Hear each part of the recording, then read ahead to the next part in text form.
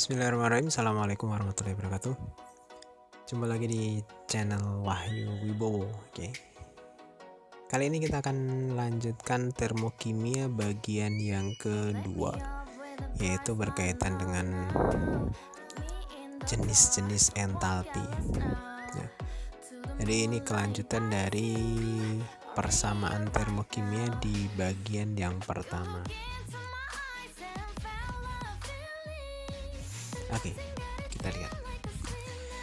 Ada kurang lebih 4 jenis entalpi yang mungkin harus dikuasai kelas 11 SMA.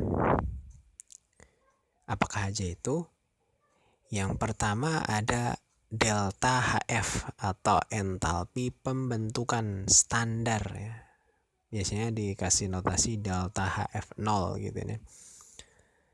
Nah, untuk delta HF ya, kita bisa menyebut suatu reaksi termokimia itu sebagai delta HF atau entalpi pembentukan standar, yaitu ketika polanya seperti ini. Jadi di bagian reaktan itu berupa unsur atau molekul unsur, kemudian di bagian produk itu ada 1 mol senyawa. Jadi seperti itu. Karena entalpi pembentukan standar itu adalah entalpi pembentukan atau color yang menyertai pada pembentukan 1 mol senyawa dari unsur-unsurnya atau molekul unsur ya. Untuk H2, O2, C2, Cl2, Br2, I2 gitu. Dalam keadaan standar. Misalnya kalau kita ditanya delta HF dari CH3OH, berarti posisi CH3OH itu di sebelah kanan dan dia punya koefisien sebanyak 1. Dan sebelah kirinya di bagian reaktan harus berupa unsur atau molekul unsur. Kapan dia molekul unsur? Kalau unsur itu kalau misalkan ada H ya, hidrogen itu harus H2, oksigen itu harus O2. Jadi keberadaan dia di alam Cl, Cl2 ya, N2, O2, Br2, I2 gitu. Jadi ketika kita punya pola seperti ini, berarti reaksi ini adalah reaksi pembentukan standar. Sehingga delta HF-nya adalah delta HF pembentukan standar. Dan yang kedua, kebalikan dari delta HF yaitu delta HD. Kalau delta HF itu pembentukan standar, kalau delta HD itu penguraian atau disosiasi. Reaksinya pun reaksi kebalikan dari delta HF. Ya, polanya sebelah kiri 1 mol senyawa, berarti sebelah kiri koefisiennya 1, sebelah kanan unsur-unsur. Ya. Jadi sebelah kiri koefisien 1, ya 1 senyawa koefisien 1, sebelah kanannya unsur-unsur. Unsur-unsur ini koefisien yang ngikutin. Nah, karena ini kebalikan dari delta HF ya, sehingga nilai delta HD itu tandanya juga berkebalikan, tapi nilainya tetap sama. Oke, jadi kalau yang di delta HF itu negatif, yang di delta HD jadinya positif.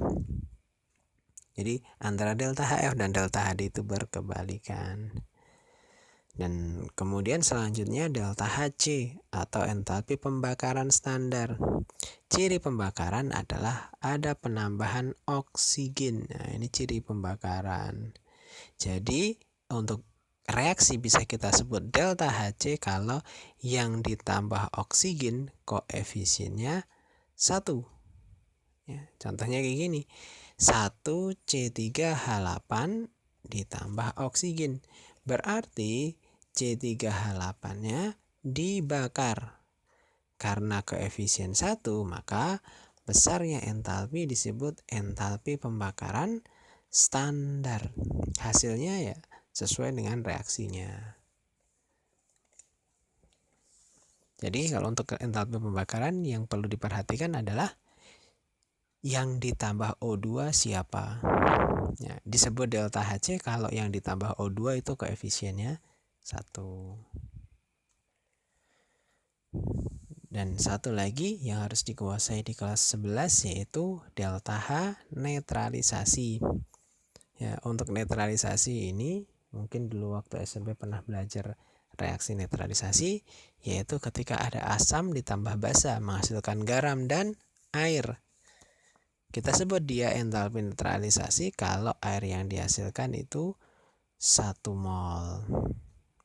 Oke. Jadi asam ditambah basa menghasilkan garam dan air. Oke, mungkin itu dulu di bagian termokimia yang kedua ini. Ada salah dan kurang, mohon maaf. Jangan lupa di like, share, and subscribe. Oke. Assalamualaikum warahmatullahi wabarakatuh.